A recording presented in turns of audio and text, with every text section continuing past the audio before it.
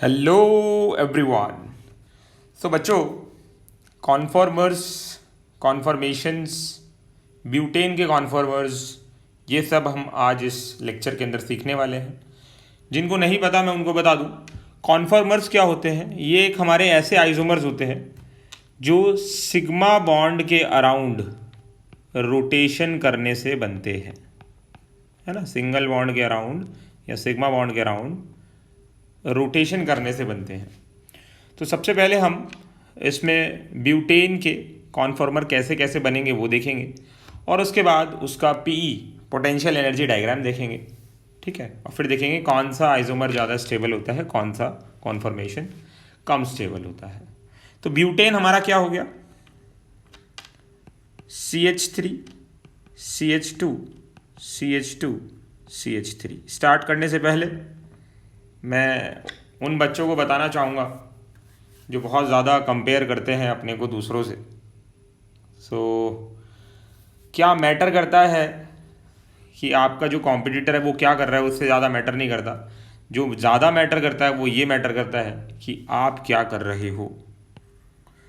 आप बहुत सारे स्टूडेंट ऐसे होते हैं जो दूसरों पे ज़्यादा विश्वास रखते हैं या दूसरों पे ज़्यादा ध्यान रखते हैं। ओहो, इसने ये किया तो मैं भी ये करूँगा।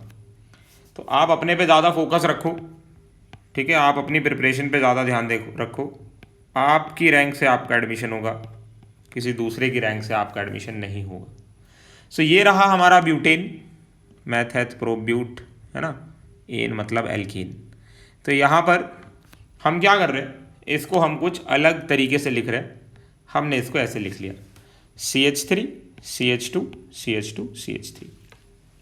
आप ध्यान से देखिए, इस कार्बन पे 3 ग्रुप क्या क्या अटैच्ड हैं। इस कार्बन पे जो 3 ग्रुप अटैच्ड हैं, एक हाइड्रोजन एक मिथाइल। और इस कार्बन पे जो 3 ग्रुप अटैच हैं, हाइड्रोजन हाइड्रोजन मिथाइल। और हम जो रोटेशन कर रहे हैं वो कार्बन 2 और कार्बन 3 के अराउंड, कार्बन 2 और कार्बन 3 वाला जो बॉन्ड है सिग्मा बॉन्ड, उसके अराउंड हम रोटेशन कर रहे हैं।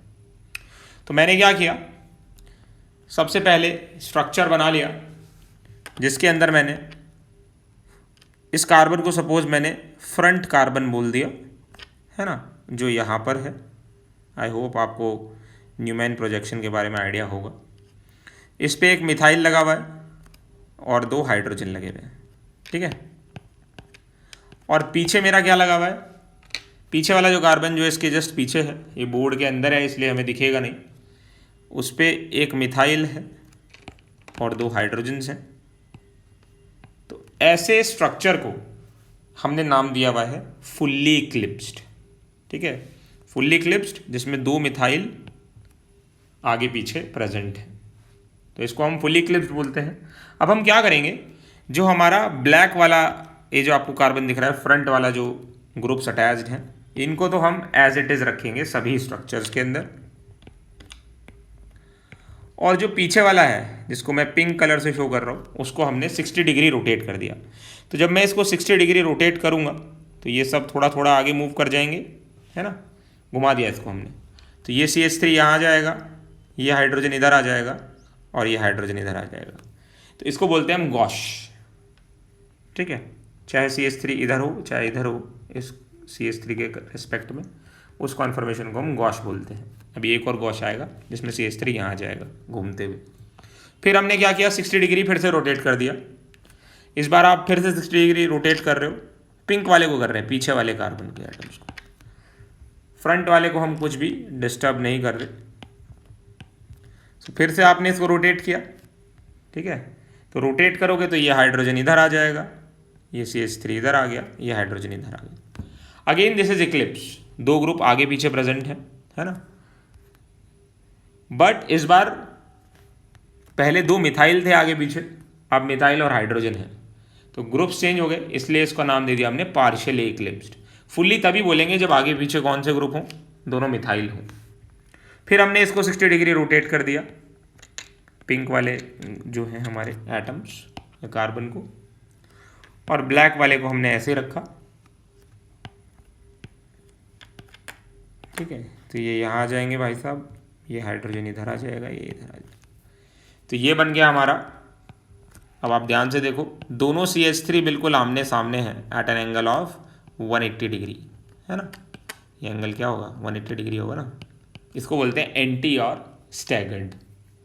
फिर हमने 60 डिग्री रोटेशन किया, 180 हो चुका ना, घुमा दिया, एक बार घुमाया 60, दूसरी बार घुमाया 60, तीसरी बार घुमाया 60, 60 + 60 + 60 180 हो गया।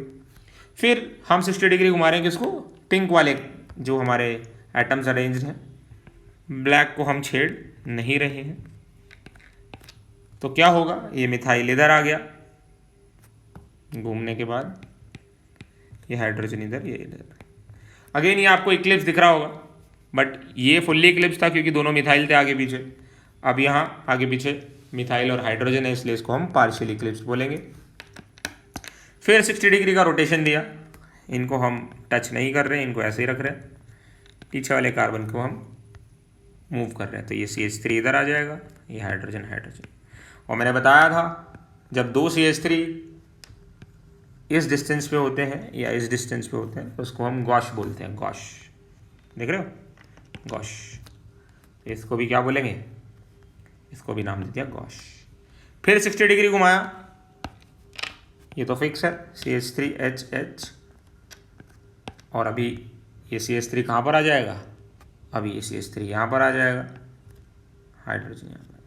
क्या ये फर्स्ट स्ट्रक्चर की तरह नहीं लग रहा, बिल्कुल सेम फर्स्ट स्ट्रक्चर की तरह लग रहा है, क्योंकि अब हम 360 एंगल पे घुमा चुके हैं, 60 60 60 180। तो पहले मान लो ये चंगू हमारा ऐसे था, 180 पे घुमाया तो कैसा हो जाएगा, अपसाइड डाउन हो गया।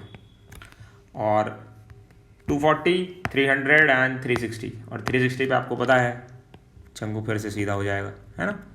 तो कोई चीज़ अगर ऐसे है 180 पे कैसी हो जाएगी, 180 पे कुछ ऐसी हो जाएगी, और फिर वो 180 करेंगे तो फिर से सीधी हो जाएगी।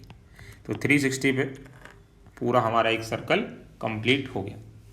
अब हमारे पास सारे आइसोमर बन गए, सारे कॉन्फॉर्मेशंस बन गए, है ना। अब हमें इनका पोटेंशियल एनर्जी डायग्राम देखना है, ठीक है। तो मैं आपको दिखाता हूँ, देखिए बच्चों।